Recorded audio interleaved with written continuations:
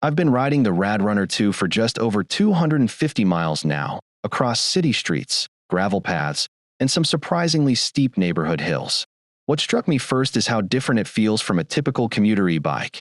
It's marketed as a utility bike, and yes, it can haul groceries or a passenger, but what really surprised me is how fun it feels to ride once you push it beyond that cargo bike label. I went in expecting a slow, heavy machine. What I found instead was something much more versatile, though with a few quirks worth talking about. Frame and build quality. The frame on the Rad Runner 2 is a low-step design with a chunky, almost moped-like presence. At 74 pounds, it's heavy, but the build quality feels solid and confidence-inspiring. I'm 6 feet tall, and even though the bike only comes in one size, the adjustable seat post and swept-back handlebars gave me a comfortable riding position. Compared to other utility e-bikes around this price, the welds and finish look durable, though not refined in the way you'd see on premium European cargo bikes. The integrated rear rack is the standout, sturdy enough to carry a passenger or big panniers. Component choices are functional rather than flashy. Mechanical disc brakes, basic contact points, and a single-speed drivetrain. It's clear Rad kept things simple to keep costs down, and while nothing screams high-end, it all feels built to handle abuse. Suspension and handling. Here's where the Rad Runner 2 shows its character. There's no front suspension fork. It's a rigid steel fork paired with fat 20 by 3.3-inch tires. At first I thought this would mean a harsh ride, but the big volume tires, when run at lower pressures, I kept them around 25 psi, soak up cracks, potholes, and gravel chatter surprisingly well. On smooth bike paths, the bike cruises effortlessly, and the upright geometry gives you great visibility in traffic. Handling is stable, not quick. The short wheelbase and smaller wheels make it feel nimble at slow speeds, which is helpful when weaving through pedestrians or maneuvering in tight parking areas. But at higher speeds, especially above 20 miles per hour on downhills, the steering feels a bit twitchy compared to full-size commuter bikes. On one descent near my local trailhead, I had to stay very light on the bars to avoid oversteering. Climbing is more about motor support than finesse.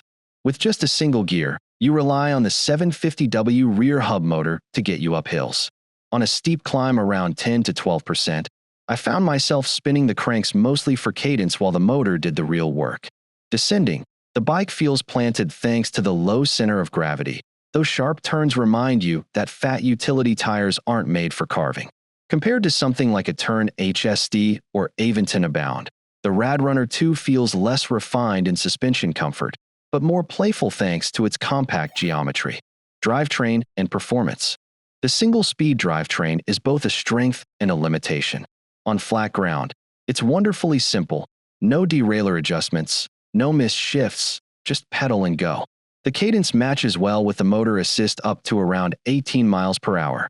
Beyond that, you'll spin out, meaning the motor is carrying you rather than you contributing much. On climbs, the single gear would be brutal without motor support, but with assist levels set right, it's manageable. The 750W hub motor provides plenty of torque for urban starts, stop-and-go traffic, and carrying cargo. In my testing, it handled a loaded rear rack with about 40 pounds of groceries without struggling.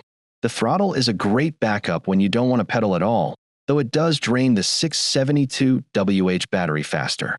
I averaged around 30 to 35 miles per charge with mixed riding, which is fair for a bike this heavy. Maintenance during my testing was minimal, tightening the chain once and adjusting the mechanical brakes after some squeal. Compared to mid-drive cargo bikes, you lose some natural pedaling feel, but gain simplicity and reliability. For the price, it's a reasonable trade-off. Limitations and trade-offs. This isn't a lightweight commuter. At 74 pounds, carrying it upstairs is a non-starter. The single-speed drivetrain limits how much you can contribute on varied terrain, especially if you like to spin at higher speeds.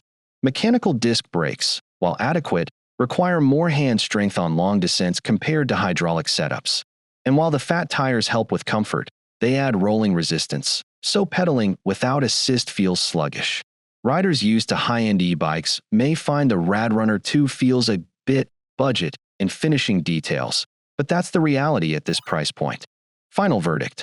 Buy the Rad Runner 2 if you want a sturdy, versatile utility e-bike for city errands, carrying cargo, or giving a friend a ride.